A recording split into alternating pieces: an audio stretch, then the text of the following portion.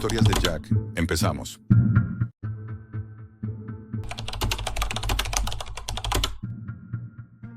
A veces la verdadera monstruosidad no nace, se fabrica. Soy un genetista molecular. Durante 3 años trabajé en un lugar que oficialmente no existía, Caldur Station, un complejo de investigación escondido entre los glaciares del norte de Islandia. No aparecía en ningún mapa. Si preguntabas en los pueblos cercanos, nadie sabía nada, o al menos fingían no saberlo. Pero si mirabas al cielo, en las noches despejadas, podías ver una débil cúpula luminosa a lo lejos. Un brillo artificial que delataba que algo estaba allí, enterrado bajo toneladas de roca y hielo. Recuerdo mi llegada como si hubiese ocurrido ayer. Era pleno diciembre.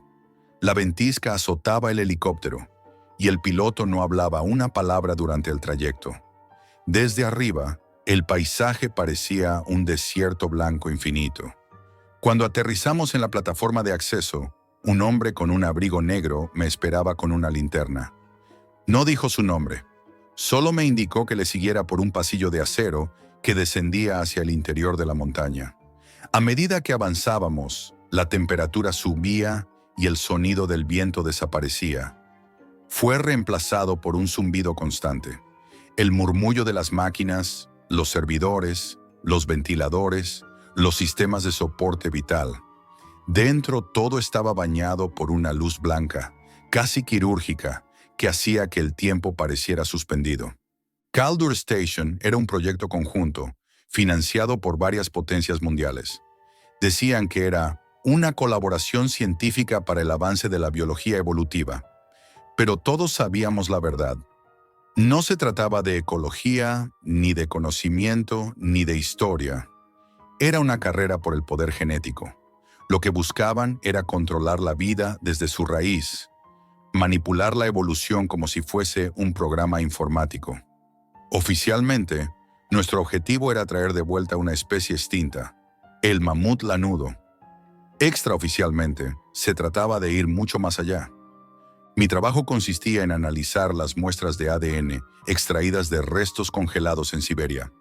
Aquellas cadenas genéticas eran viejas, quebradizas, llenas de errores, pero cuando las observaba bajo el microscopio, tenía la sensación de que algo en ellas seguía vivo, esperando una chispa, un código que la completase. Me fascinaba y me aterraba a partes iguales.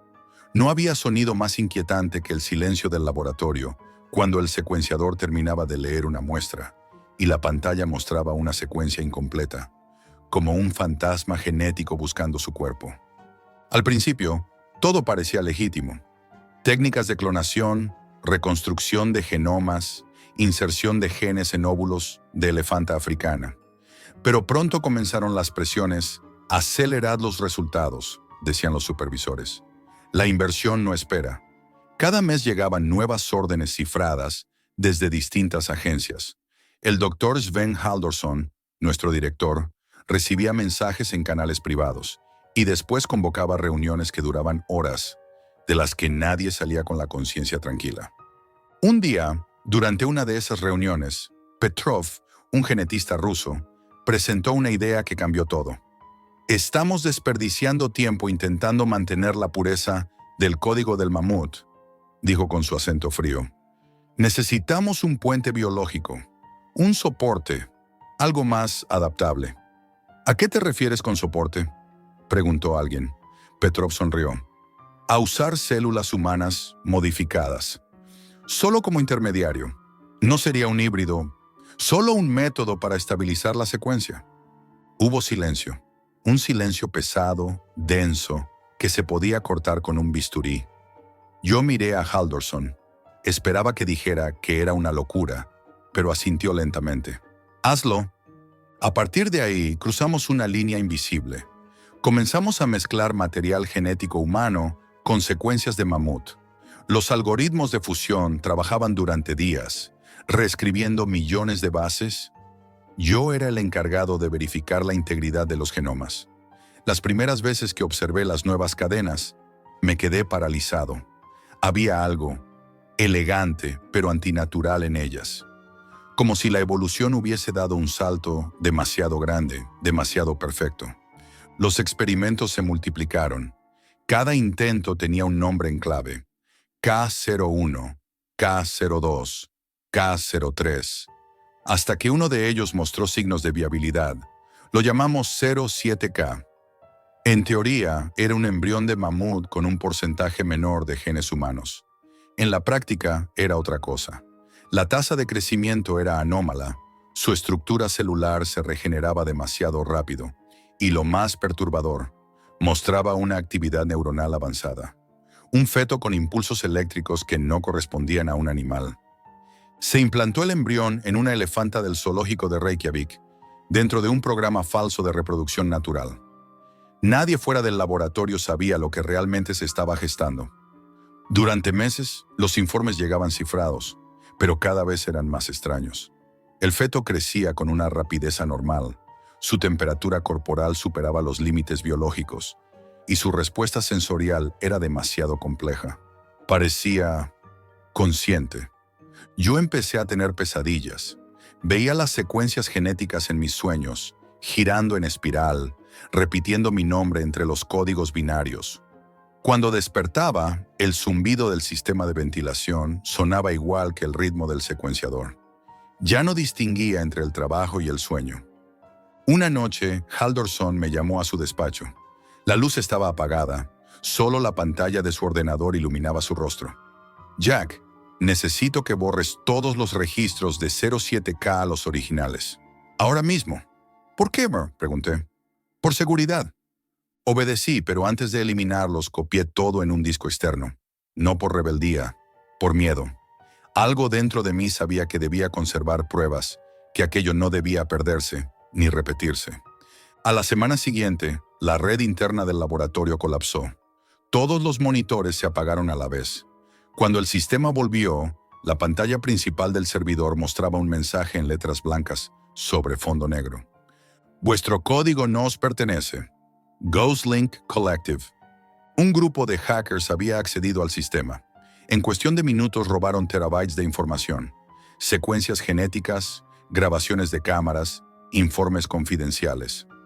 No dejaron rastro. Al día siguiente, parte del material apareció en la Deep Web. Archivos comprimidos con nombres como Caldur, Human Hybrid, .zip, acompañados de mensajes en foros cerrados, escritos en varios idiomas.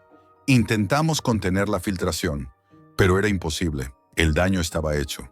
Durante las semanas siguientes, las autoridades negaron todo. Dijeron que se trataba de falsificaciones, de vídeos manipulados. Pero en los pasillos del laboratorio corrían rumores. Alguien había replicado el experimento. En algún punto del mundo con los mismos datos, otro equipo estaba intentando continuar lo que nosotros habíamos empezado. El ambiente se volvió irrespirable. Algunos científicos abandonaron el proyecto alegando estrés psicológico. Otros simplemente desaparecieron. Yo me quedé incapaz de marcharme, como si algo me retuviera allí.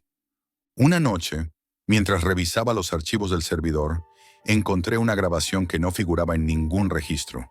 Mostraba la cámara criogénica de B2, horas antes del ataque informático. En el vídeo, una sombra se movía detrás del cristal. Era imposible. El contenedor debía estar sellado. Pero algo estaba allí. Pausé el vídeo, aumenté la imagen y sentí un escalofrío. El reflejo del cristal mostraba un ojo no humano. Tampoco animal. Algo intermedio. Algo creado. Desde ese día supe que ya era tarde.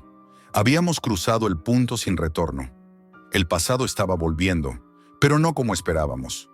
Después de la filtración, nada volvió a ser igual en Caldur Station.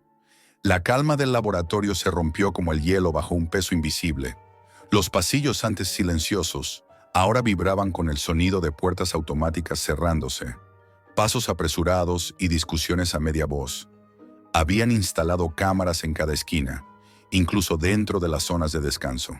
Los servidores fueron desconectados de la red global y aislados en un circuito interno. Nadie podía sacar ni un pendrive del recinto. A los nuevos guardias los trajeron en helicópteros sin insignias, hombres sin nombre, todos con el mismo rostro inexpresivo. El doctor Halldorson evitaba mirarnos a los ojos.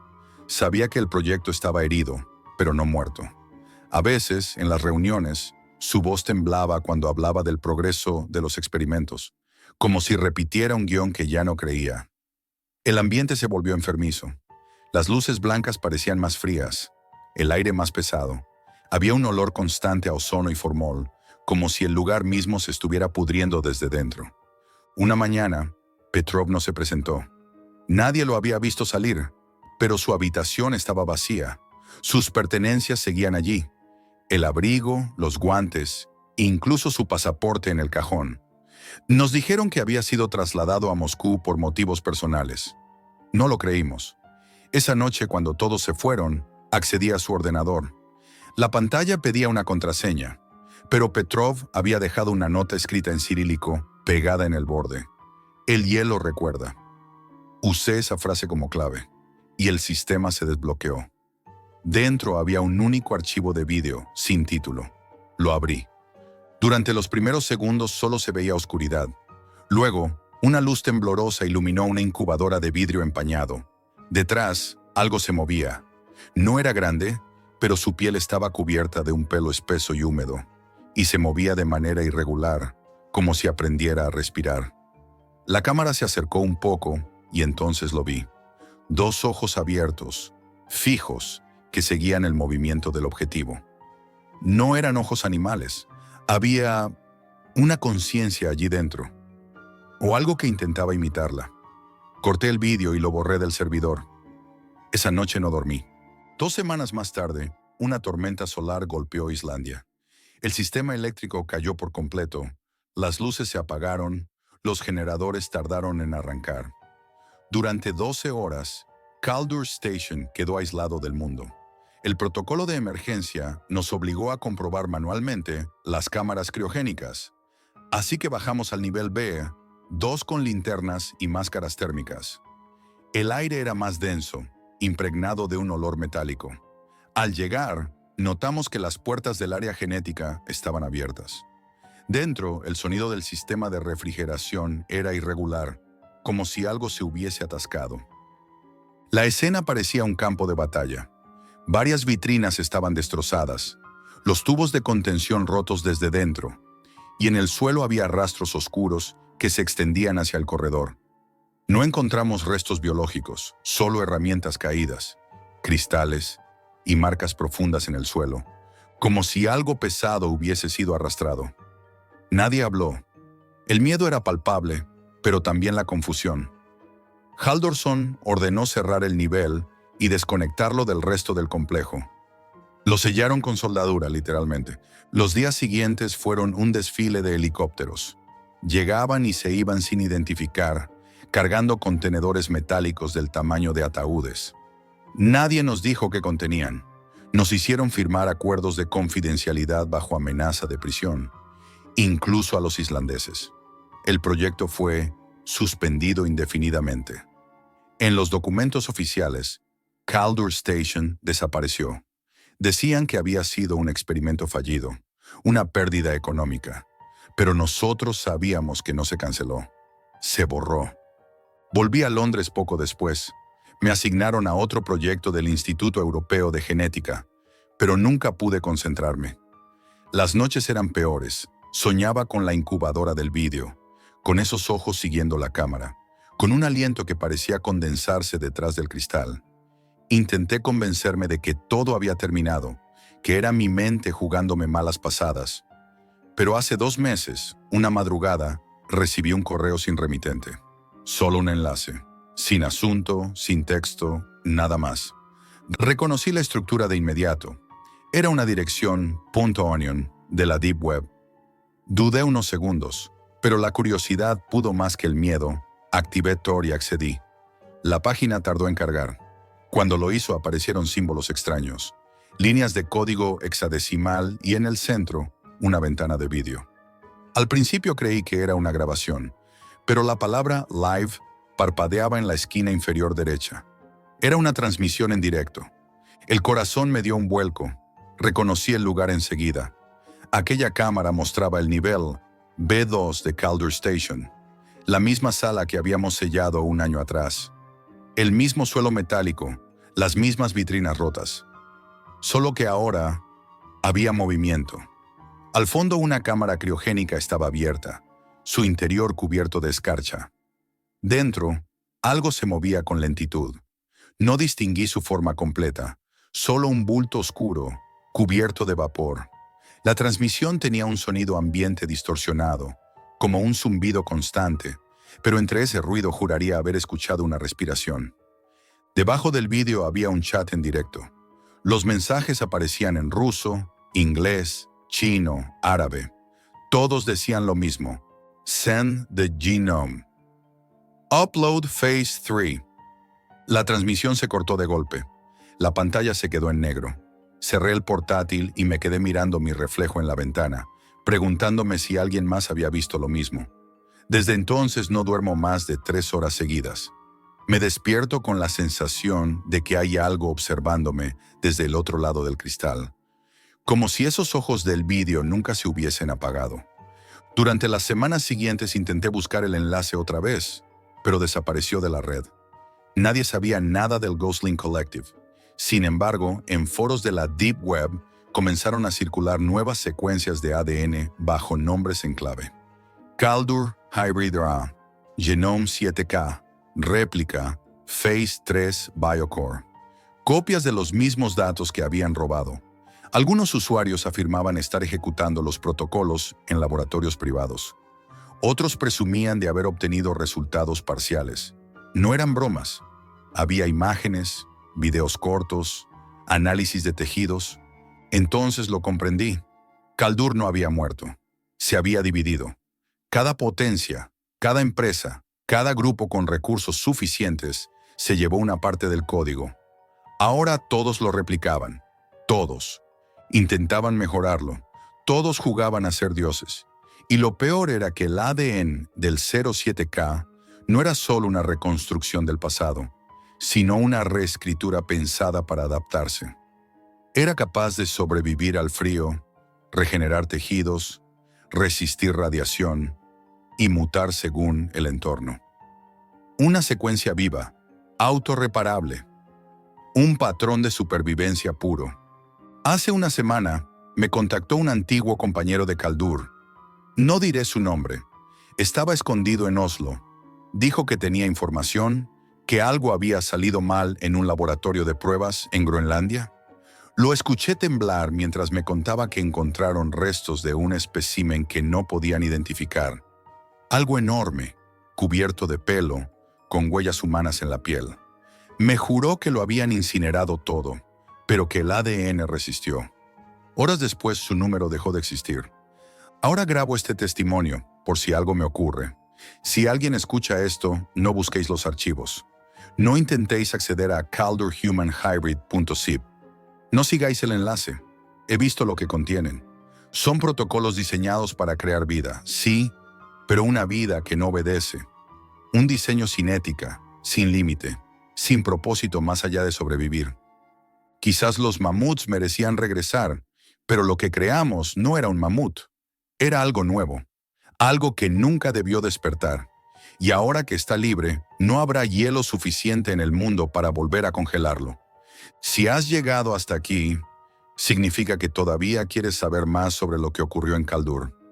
Déjame un comentario con tu teoría, dale like si quieres que continúe esta investigación y suscríbete, antes de que alguien decida borrar también este archivo.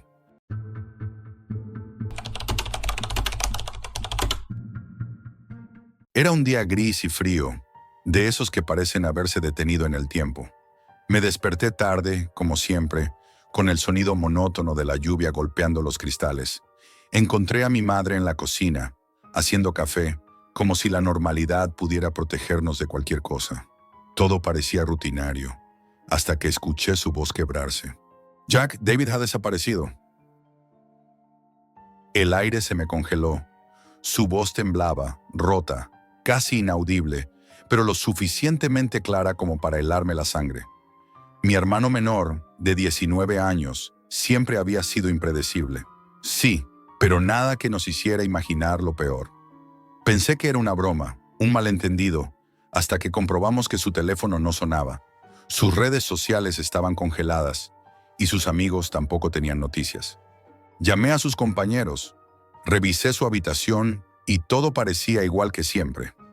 La ropa colgada, la mochila sobre la silla, los apuntes de la universidad perfectamente ordenados, como si nunca hubiera salido. Nada apuntaba a un motivo, nada indicaba que alguien lo hubiera querido lastimar. Y sin embargo, David no estaba. La policía llegó rápido, pero las pistas eran escasas. No había señales de violencia, ninguna puerta forzada. Nadie lo había visto salir. Parecía que se hubiera desvanecido. Sus amigos dijeron que no había problemas en la universidad, que no tenía enemigos, y aún así, la sensación de que algo estaba muy mal se apoderó de mí. Esa misma noche, incapaz de dormir, mi madre comenzó a buscar cualquier pista en Internet. Recorrió las redes sociales de David, sus correos electrónicos, hasta los foros donde solía participar. Fue entonces cuando encontró algo que nos hizo estremecernos.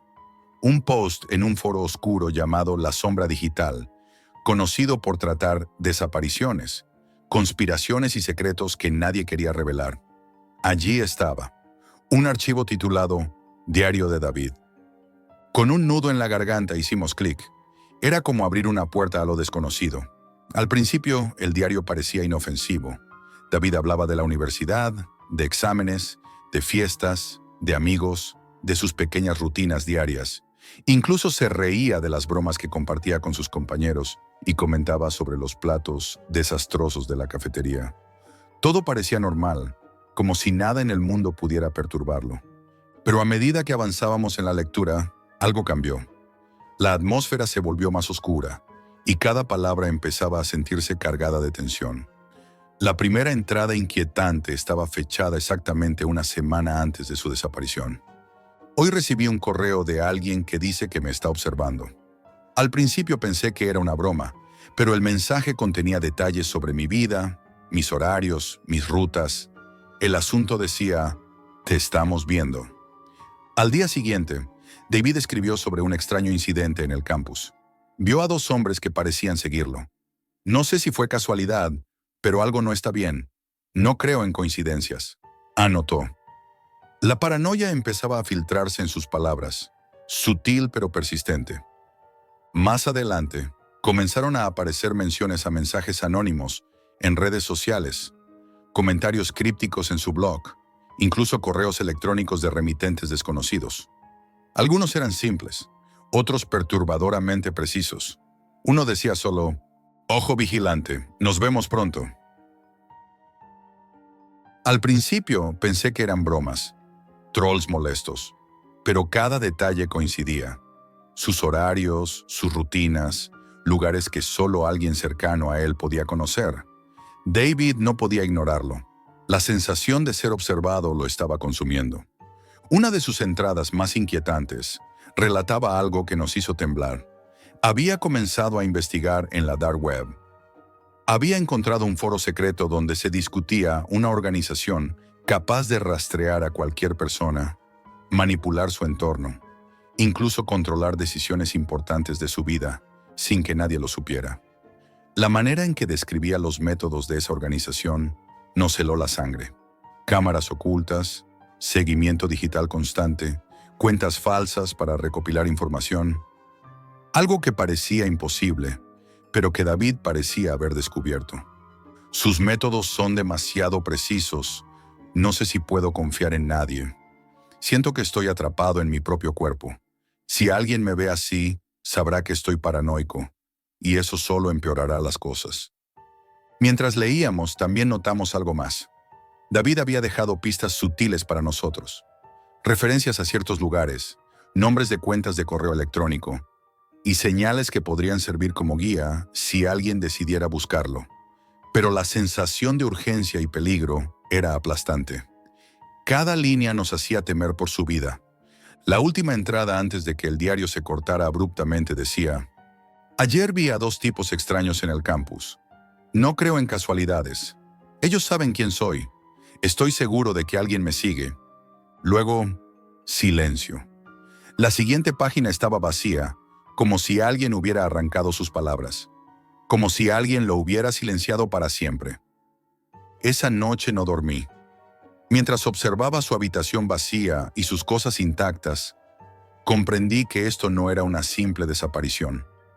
Había algo detrás, algo que nos estaba observando incluso a nosotros, y que quizá estaba esperando que diéramos el siguiente paso.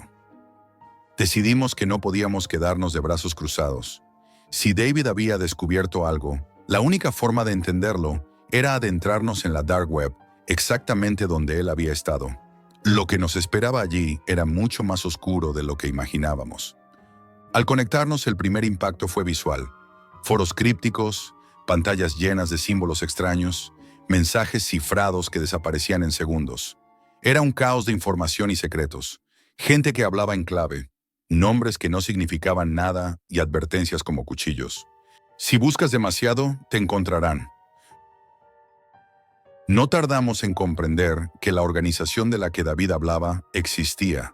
Operaban en las sombras, infiltrándose en cámaras públicas, redes sociales, teléfonos y hasta correos electrónicos. Cada acción nuestra parecía ser seguida, cada búsqueda monitoreada. Poco después comenzaron a llegar mensajes anónimos, directamente a nuestra bandeja de entrada. Al principio dudamos, parecían coincidencias, simples amenazas para asustarnos, pero pronto quedó claro que no era casualidad. Los mensajes contenían detalles sobre nuestras rutinas diarias, sobre cada movimiento que hacíamos en casa, en la calle, incluso cuando navegábamos en modo seguro, todo estaba siendo vigilado. Ya saben lo que buscan, deténganse ahora. Si continúan, pagarán las consecuencias. El terror se intensificaba. Las páginas web se ralentizaban, ciertos términos desaparecían de las búsquedas y algunas páginas simplemente se cerraban sin explicación. Era como si alguien controlara la misma Internet, manipulando lo que podíamos ver y lo que no.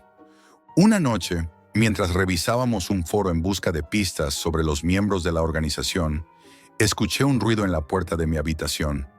Nadie estaba allí. Al volver a mi computadora, un mensaje apareció en pantalla, diferente a los anteriores. Tu curiosidad te está costando caro. Ellos saben que estás aquí. Mi corazón se aceleró, las luces parpadearon y por un instante sentí que alguien me observaba desde la esquina de la habitación. No había nadie, pero el miedo se sentía tangible. Al día siguiente recibimos una llamada de un número desconocido. Contesté con las manos temblorosas. Una voz profunda y mecánica dijo: «Estamos al tanto de lo que están haciendo. Si siguen buscando, serán las siguientes víctimas». El teléfono se cortó antes de que pudiera preguntar algo. Esa fue la primera vez que comprendimos que no era solo David. Nosotros también estábamos en peligro. Decidimos no detenernos. Llevamos nuestra investigación a los medios de comunicación. La presión pública fue suficiente para que la policía comenzara a actuar. Arrestaron a algunos miembros de la red, desmantelaron canales de vigilancia y cerraron varias cuentas usadas para espiar a sus víctimas. Pero David seguía desaparecido. Cada paso que dimos nos hizo comprender lo cerca que habíamos estado de convertirnos en las próximas víctimas. Incluso con la policía involucrada, los mensajes continuaban. Esta vez eran más sofisticados. Adjuntos cifrados que contenían imágenes de nuestra casa, capturas de pantalla de nuestros correos electrónicos y hasta ubicaciones GPS precisas de nuestros teléfonos. La organización había aprendido rápido. Todo lo que hacíamos era rastreado, manipulado, controlado. En un momento, mientras intentaba descifrar un correo cifrado, recibí un archivo de video. Lo abrí con temor y lo que vi me heló la sangre. Alguien o algo había grabado nuestra casa desde el exterior. No había caras visibles, solo sombras moviéndose entre los árboles, pero era suficiente para que comprendiera que estábamos bajo vigilancia constante. La desesperación empezó a pesar. Cambiamos de computadoras, números de teléfono, redes, pero nada parecía funcionar. Cada dispositivo que usábamos estaba comprometido. La sensación de que la organización nos seguía paso a paso era abrumadora. A pesar de todo, no podíamos rendirnos. David aún estaba perdido y teníamos que saber qué le había pasado. Cada mensaje, cada advertencia, cada señal que recibíamos Era un recordatorio de que su desaparición no había sido casualidad.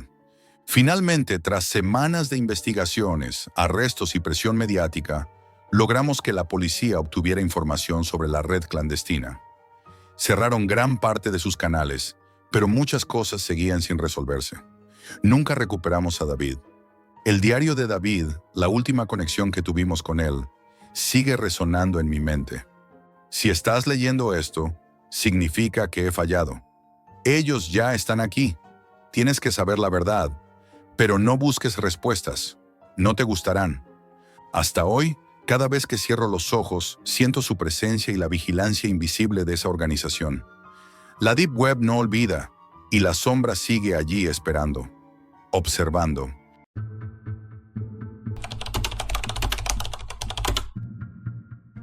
Si estás escuchando esto, significa que ya no puedo contarlo en persona.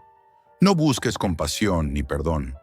Esto es lo que pasa cuando mezclas desesperación, dinero fácil y un teclado. Todo comenzó hace unos meses en la Ciudad de México, cuando mis días eran tan grises que hasta mi adicción pedía emociones nuevas. Despertaba cada mañana con la boca seca, los párpados pesados y la sensación de que la vida me había olvidado. Mis amigos decían que tenía talento, pero yo solo veía calle, humo y dinero que desaparecía más rápido que mis esperanzas. No importaba cuánto trabajara, cuánto buscara distraerme, siempre terminaba en el mismo agujero de ansiedad y vacío. Fue un dealer quien me habló de la Deep Web. Ahí encuentras cosas que no existen en ningún otro lugar, me dijo, con los ojos brillando de algo que no entendí, como si supiera que yo estaba dispuesto a arriesgarlo todo por un minuto de placer. Al principio me reí, pensé que era una broma, pero la curiosidad y la desesperación me empujaron a investigar.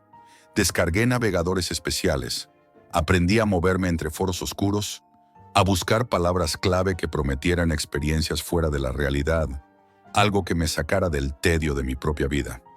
No tardé en dar con usuarios que parecían expertos, que vendían mezclas raras y sintéticas que nadie recomendaba.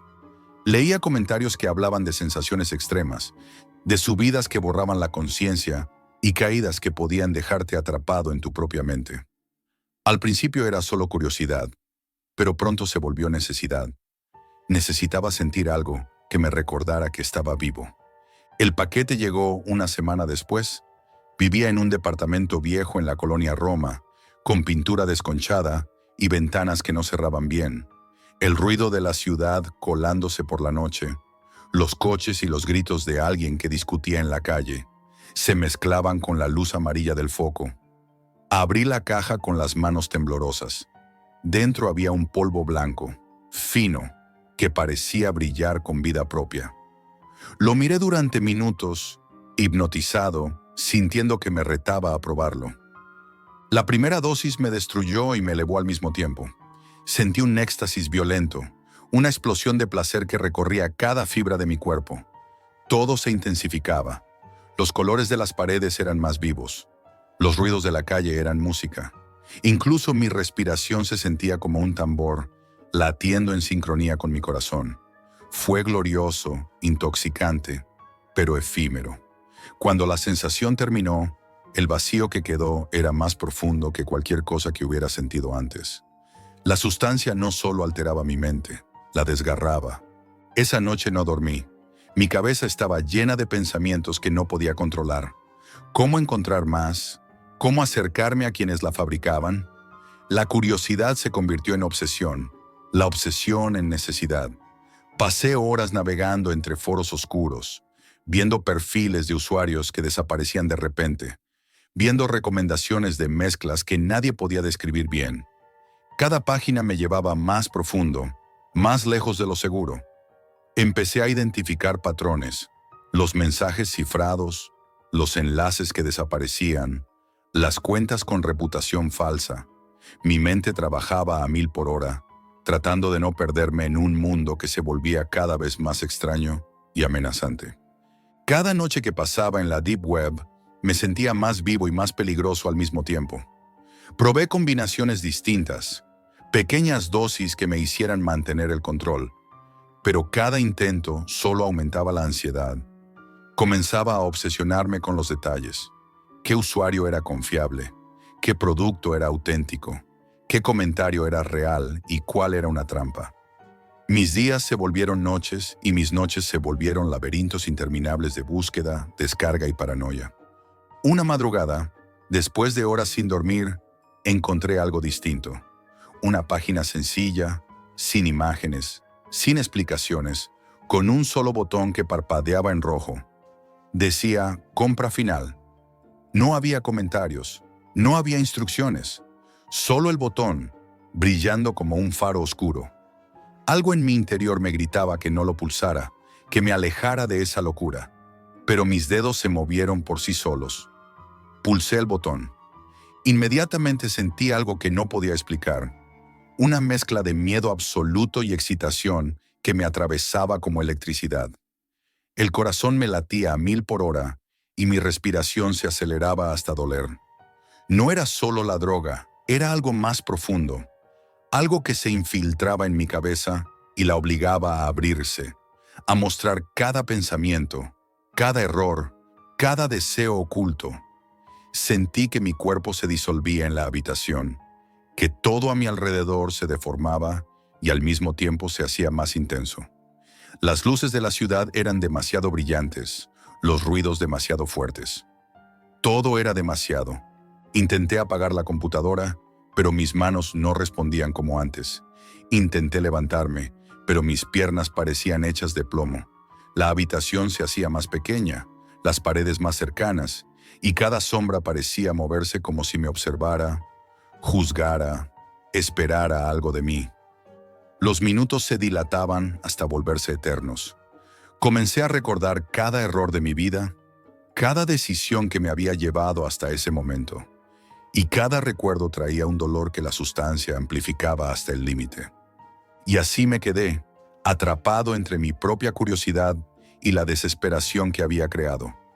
La Deep Web, las drogas, la obsesión, todo se había convertido en un laberinto sin salida, y yo no sabía cómo encontrar la puerta de regreso. Cuando desperté dentro de mi propia mente, ya nada era normal. Cada recuerdo, cada error, cada deseo reprimido se proyectaba frente a mí, como si alguien hubiera abierto mi cerebro como un libro. Mi cuerpo estaba allí, pero no lo sentía como mío. Era un peso inútil, un traje que me separaba del mundo real. Intenté moverme, pero mis manos apenas respondían, como si estuvieran atrapadas en un barro invisible. Intenté gritar, pero mi voz era solo un hilo de aire, un sonido que se perdía en la nada. Todo a mi alrededor parecía amplificarse. Los ruidos de la calle eran un estruendo ensordecedor. Las luces de los postes parecían atravesarme los ojos. La habitación ya no tenía límites. Comencé a recordar momentos de mi vida con una claridad brutal que dolía. Cada robo, cada mentira, cada traición a alguien que alguna vez me había confiado algo, se presentaba como un juicio silencioso. Las caras de esas personas se mezclaban con sombras, y cada sombra parecía moverse hacia mí, acercándose más de lo que debería. La sustancia había hecho que mi cerebro no distinguiera entre realidad y recuerdo, entre miedo y placer. Todo era un torbellino de sensaciones que me desgarraban desde dentro.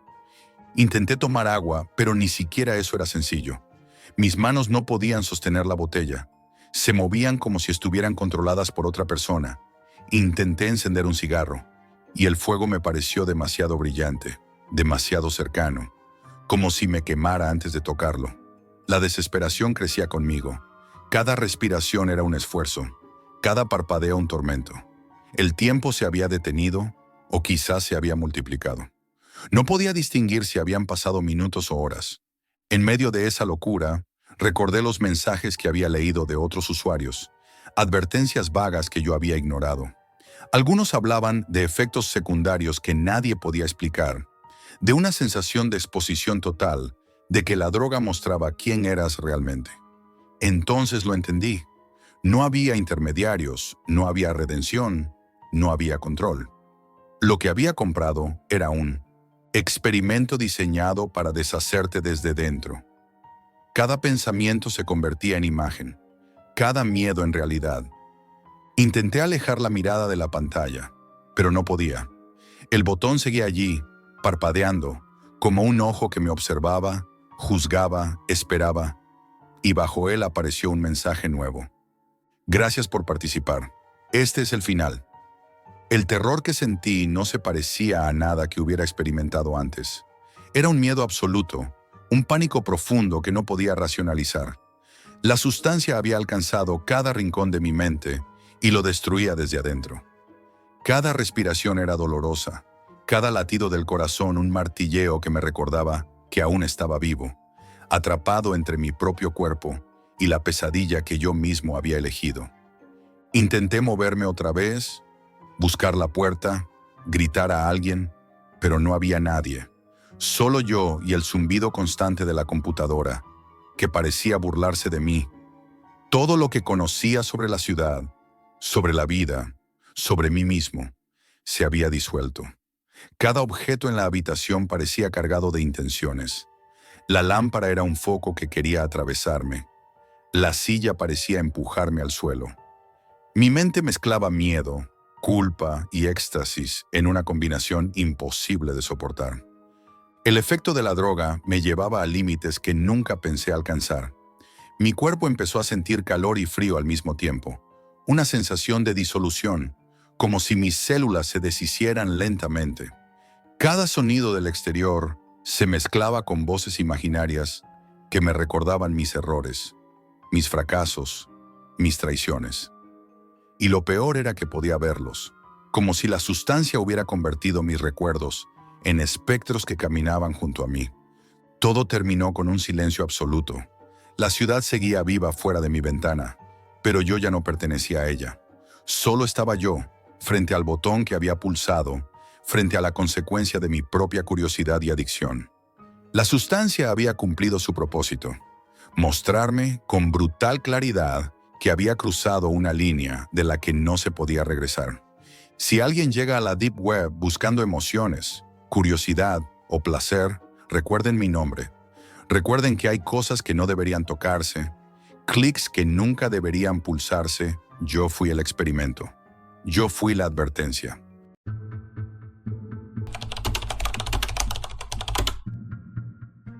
Todo empezó una noche fría en nuestro pueblo andino. Mateo, mi hermano, y yo estábamos aburridos, navegando sin rumbo por internet, cuando encontramos un enlace enterrado en la Deep Web que prometía algo imposible. Instrucciones para descubrir lo que nadie quiere que veas. Al principio pensé que era un truco, un montaje para incautos, pero Mateo insistió. Vamos a mirar, solo por curiosidad, dijo, y lo abrimos. El enlace nos llevó a un archivo de texto con mapas y coordenadas de lugares olvidados. No había amenazas paranormales ni cámaras de vigilancia, solo rutas que nadie quería recorrer, senderos prohibidos y refugios abandonados que parecían desaparecer con el tiempo. Cada línea del archivo estaba escrita con una claridad perturbadora, como si alguien quisiera asegurarse de que siguiéramos cada indicación al pie de la letra. Decidimos seguir algunas de las coordenadas más cercanas. Salimos temprano al amanecer, cargados con mochilas, linternas y algo de comida. Al principio todo era emocionante. Montañas silenciosas, ríos de agua helada, senderos que parecían abandonados desde hacía décadas. Cada referencia en el mapa nos guiaba con precisión, pero también nos recordaba que estábamos entrando en lugares que nadie pisaba por elección propia. Pronto empezaron a aparecer detalles que nos inquietaban. En un pequeño claro encontramos restos de un campamento, herramientas oxidadas y cuadernos medio deshechos. Algunos tenían anotaciones incompletas, frases como «no seguir más allá» o «la montaña observa». Era extraño, no había nadie, pero todo parecía dispuesto para que supiéramos que alguien había estado allí antes. Al adentrarnos más, los senderos se volvieron más peligrosos. Cruzamos ríos con corrientes traicioneras, subimos laderas resbaladizas y sorteamos rocas que amenazaban con desprenderse. Mateo se mostraba entusiasmado, anotando cada detalle y señalando huellas en la tierra. Yo, en cambio, sentía una creciente tensión en el pecho. Había algo en la forma en que el viento se movía entre los picos, en el eco de nuestros pasos, que hacía que todo pareciera vivo, como si la montaña misma juzgara nuestra presencia. Al caer la tarde, seguimos otra coordenada que nos llevó a una cueva escondida tras un matorral. La entrada era estrecha y el aire dentro olía a humedad y tierra acumulada. Encendimos las linternas y avanzamos lentamente. Las paredes estaban marcadas con símbolos extraños y fechas que se repetían, casi como un registro de visitantes anteriores. No había nada sobrenatural, pero cada sombra y cada eco parecía amplificar el miedo. Cada paso debía ser calculado, cada movimiento medido. Después de varias horas, emergimos en un valle oculto donde el sol apenas tocaba el suelo. Allí, entre piedras y raíces, descubrimos un campamento abandonado más grande que los anteriores, con señales claras de que alguien lo había usado durante semanas. Había anotaciones más precisas que las del archivo original. No alejarse de las coordenadas. Cada paso fuera del mapa es un error mortal. No había fantasmas, pero el silencio era tan pesado que resultaba casi tangible. El miedo no venía de lo que veíamos, sino de lo que sentíamos que podía suceder si cometíamos un error. Esa noche dormimos bajo un cielo cubierto de estrellas, escuchando el viento moverse entre los riscos. Mateo se mostraba emocionado, convencido de que estábamos viviendo algo que nadie más había experimentado, mientras yo apenas podía conciliar el sueño. Sentía que cada sombra del valle me recordaba que éramos intrusos, que nuestra curiosidad nos había llevado demasiado lejos. Cuando amaneció, seguimos explorando pequeñas formaciones rocosas y senderos que el mapa indicaba como atajos. Encontramos refugios de pastores abandonados, piedras con marcas de cortes, antiguos y riachuelos que parecían cambiar de curso con el tiempo. Cada hallazgo nos daba una mezcla de fascinación y aprensión. Estábamos viviendo una aventura real, pero la montaña parecía jugar con nosotros, mostrando y ocultando caminos según sus propias reglas. Con cada hora que pasaba, la relación entre Mateo y yo se tensaba. Su entusiasmo chocaba con mi creciente paranoia. No era miedo a lo sobrenatural, sino un miedo primitivo, instintivo, de estar fuera de lugar, de cruzar límites que no entendíamos. Y fue entonces cuando comprendí que esta aventura, iniciada por un simple archivo de la Deep Web, nos estaba transformando. No éramos solo exploradores, éramos intrusos en un territorio que no nos pertenecía, y la montaña lo sabía. Al día siguiente nos levantamos antes del amanecer. La noche anterior había dejado un silencio pesado en el valle, como si el lugar todavía respirara y observase cada movimiento nuestro. Mateo estaba impaciente, revisando de nuevo el archivo en mi portátil, como si las coordenadas pudieran guiarnos hacia algo más grande de lo que podíamos imaginar. Yo, en cambio, me sentía cada vez más consciente de lo frágiles que éramos frente a la montaña. Seguimos un sendero que descendía abruptamente hacia un cañón que el mapa señalaba como el paso oculto. El terreno era traicionero. Piedras sueltas, raíces que parecían brazos extendidos y corrientes de aire que te empujaban sin aviso. Cada paso requería concentración absoluta. En más de una ocasión, sentí que un pequeño resbalón podía acabar con nuestra excursión de forma irreversible. Mateo avanzaba con entusiasmo, pero incluso él comenzaba a mostrar signos de tensión. Miraba constantemente a los lados, como esperando que algo surgiera de la nada. Al llegar al fondo del cañón, encontramos una serie de estructuras semi-derruidas, muros de piedra y madera que habían resistido el paso del tiempo. Algunos techos se habían hundido y la maleza crecía entre los escombros, como reclamando lo que había sido destruido. Dentro de uno de los refugios, un cuaderno ajado nos reveló algo inquietante. Dibujos de mapas más detallados, anotaciones sobre rutas que ya habíamos recorrido y advertencias que parecían escritas por alguien que sabía que la curiosidad podía ser mortal. Frases como «No sigas si no conoces el terreno» o «El valle prueba tu paciencia y tu juicio» nos hicieron intercambiar miradas tensas. Decidimos continuar siguiendo otra coordenada, esta vez hacia un valle aún más remoto. La subida fue agotadora. El aire se volvía más delgado, el frío más penetrante, y la niebla empezaba a envolvernos de tal forma que perdíamos la noción de distancia y profundidad. Mateo me hacía preguntas sobre las rutas y los mapas, tratando de aliviar la tensión, pero cada pregunta parecía reforzar mi sensación de vulnerabilidad. Habíamos entrado en un mundo donde la lógica del mapa y la lógica de la montaña no siempre coincidían. Al llegar al borde del nuevo valle, nos encontramos con un pequeño refugio de piedra, parcialmente oculto por la niebla y la vegetación. Dentro había un viejo ordenador portátil cubierto de polvo, casi irreconocible. Al encenderlo descubrimos otro archivo de instrucciones más detallado, con coordenadas de lugares todavía más remotos, zonas marcadas como prohibidas y anotaciones crípticas. Solo avanzan los que soportan el silencio. Cada desvío tiene un precio. La montaña parecía hablar a través de aquel archivo, y aunque no había amenaza visible, sentí que estábamos siendo probados.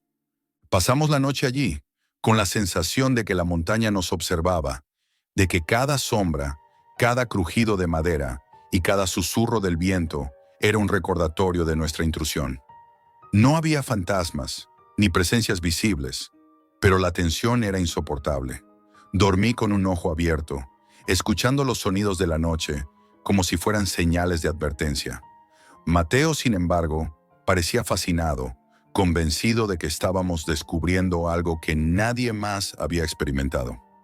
Al amanecer, decidimos explorar los alrededores del refugio. Caminamos por senderos estrechos y riscos escarpados. Encontramos riachuelos que habían cambiado su curso y piedras marcadas con cortes antiguos, como si alguien hubiera usado la zona para pruebas o rituales olvidados. Cada hallazgo nos producía una mezcla de fascinación y miedo. Estábamos en un territorio que, aunque real, parecía diseñado para confundir y probar a quien se atreviera a entrar. Con el paso de las horas, la tensión entre Mateo y yo aumentó. Su entusiasmo chocaba con mi creciente paranoia. Cada decisión parecía más crítica que la anterior. Un paso en falso, una mala lectura del mapa, y podríamos perdernos en la montaña sin posibilidad de regreso. Entonces comprendí que no estábamos explorando solo un lugar prohibido. Estábamos entrando en un juego que la montaña misma había preparado. Un desafío silencioso y constante a nuestra curiosidad y a nuestra resistencia. Finalmente, decidimos que era suficiente. Guardamos el portátil y el archivo, y comenzamos a regresar. Pero el camino de vuelta no era el mismo que la ida. La montaña parecía cambiar, los senderos se transformaban bajo nuestros pies, y cada vuelta nos hacía sentir más pequeños, más vulnerables. Cuando por fin alcanzamos el límite del valle, nos detuvimos y miramos atrás. Todo parecía igual, pero al mismo tiempo diferente, como si la montaña hubiera borrado o reacomodado cada detalle de nuestra travesía. Nunca regresamos a ese valle, y nunca compartimos las coordenadas exactas. Sin embargo, cada vez que veo un mapa antiguo o una ruta olvidada, siento la misma sensación de ser observado y medido por algo invisible, pero presente. No hubo fantasmas, no hubo vigilancia, solo la montaña y sus pruebas, recordándonos que hay lugares que existen para desafiar a los curiosos, y que la aventura más aterradora puede ser simplemente caminar donde nadie debería hacerlo.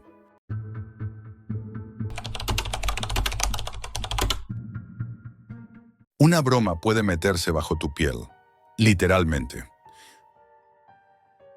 Hace unas semanas tomé una decisión que cambiaría mi percepción de la curiosidad, del miedo y de hasta dónde puede llevarte una búsqueda absurda en Internet. Todo comenzó con una broma, algo que en su momento parecía inofensivo, incluso divertido. Todo empezó en la escuela, entre risas y miradas cómplices. Uno de mis compañeros se quejaba constantemente de la picazón que le daba la alergia, y a mí se me ocurrió que sería gracioso darle un poco de lo que pedía, pero de una forma que jamás olvidaríamos. Al principio, todo era teoría. Imaginaba su cara enrojecida, sus brazos rascándose mientras todos reíamos a su alrededor. Me emocionaba la idea, pero no quería algo simple. No quería una reacción común de alergia. Quería algo que hiciera que cada segundo se sintiera insoportable. Fue entonces cuando, entre búsquedas absurdas y enlaces rotos, me topé con la Deep Web. No sabía mucho de aquel mundo oculto más allá de los buscadores convencionales, pero me dejé llevar por la curiosidad. Cada sitio que visitaba tenía un aire de peligro que me atraía y me repelía al mismo tiempo. Había foros en los que los usuarios intercambiaban cosas imposibles de conseguir en la vida real, productos extraños, químicos que parecían salidos de un laboratorio clandestino. Me sorprendía la precisión con la que explicaban los efectos de cada sustancia.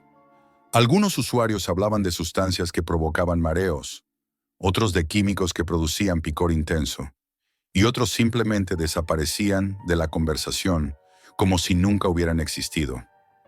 Pasé horas leyendo, aprendiendo a no dejar rastros, a pagar con criptomonedas, a mantener el anonimato.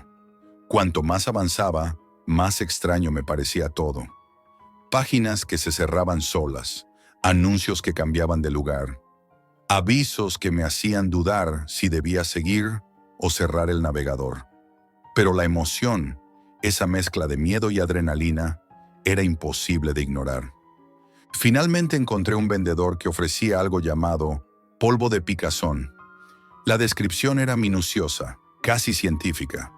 Una sustancia que provocaba urticaria intensa y un picor insoportable, tan concentrada que una pizca podía afectar toda la superficie de la piel.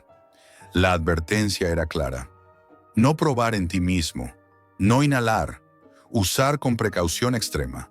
Me hizo estremecer, pero no me detuvo.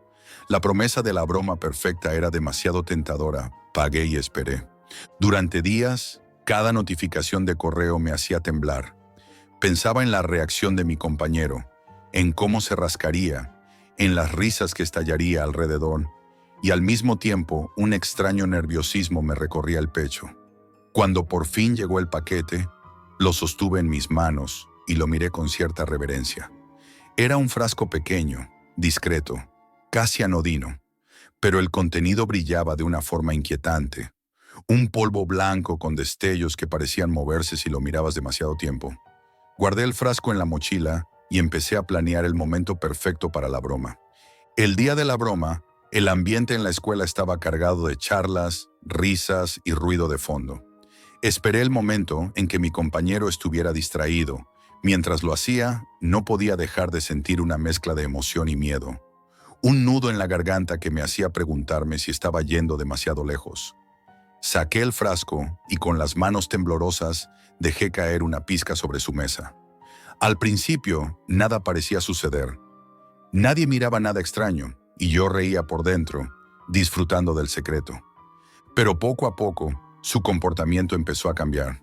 Primero un parpadeo rápido, luego un gesto inquietante con las manos, frotándose los brazos.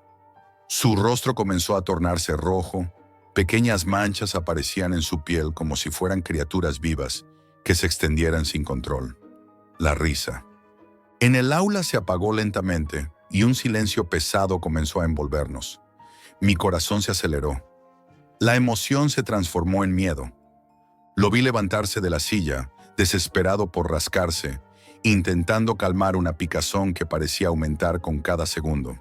Sus movimientos eran violentos, desesperados, y por un momento tuve la sensación de que el polvo estaba vivo, reaccionando a su ansiedad, multiplicando cada rasguño, cada roce de la ropa, cada intento de respirar tranquilo. La intensidad del picor lo consumía, y mientras todos miraban horrorizados, sentí que algo también comenzaba a cambiar en mí. Un hormigueo, apenas perceptible, recorrió mis brazos y no pude evitar tocarme la piel. Nada visible al principio, solo un escalofrío que me heló la sangre.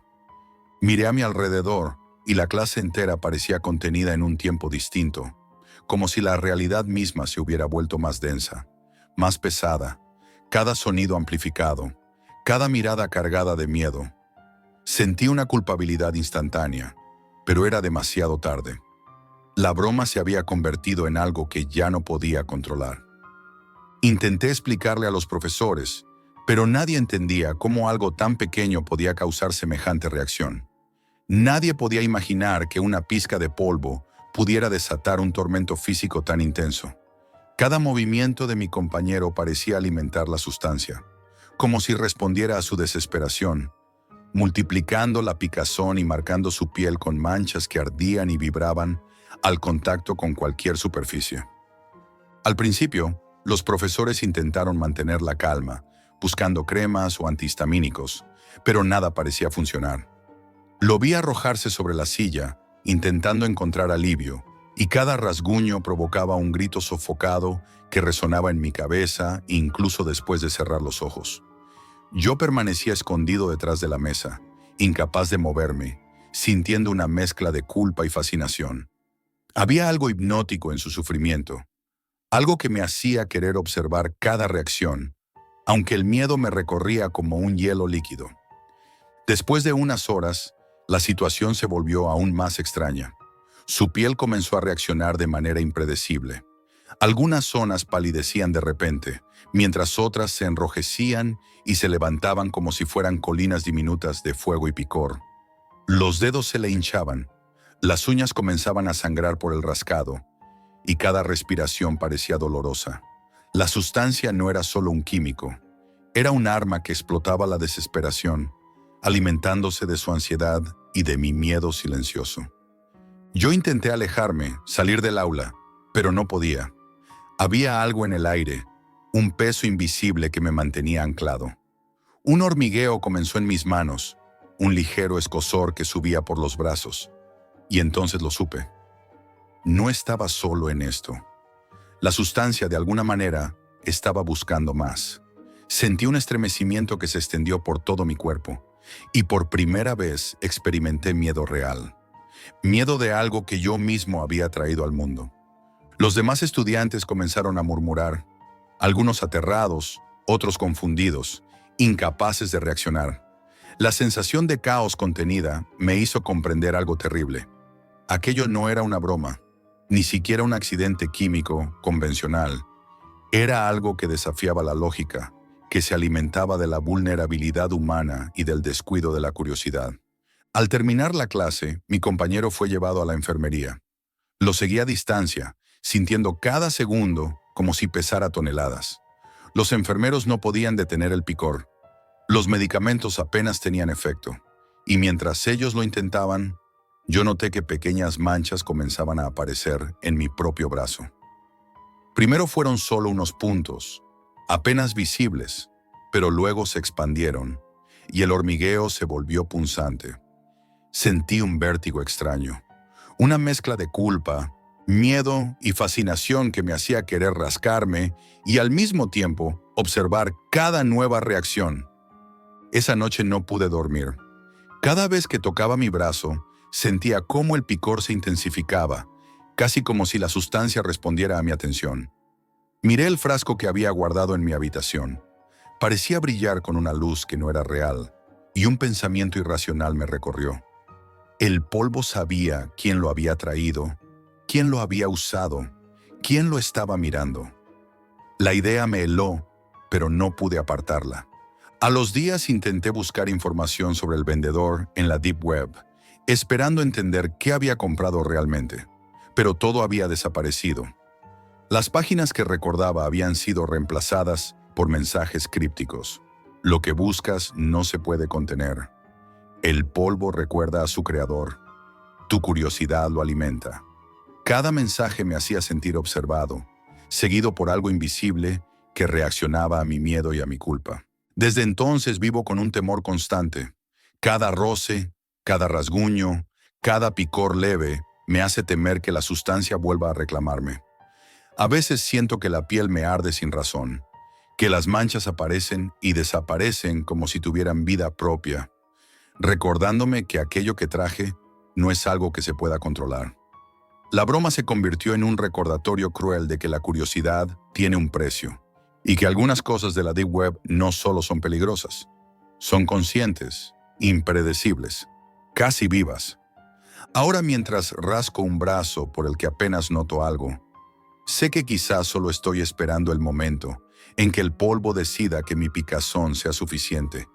Y entonces todo esto, todo lo que creí divertido, se convertirá en algo que jamás podré controlar. Esto es todo por hoy, amigos, y recuerden, la realidad siempre supera a la ficción.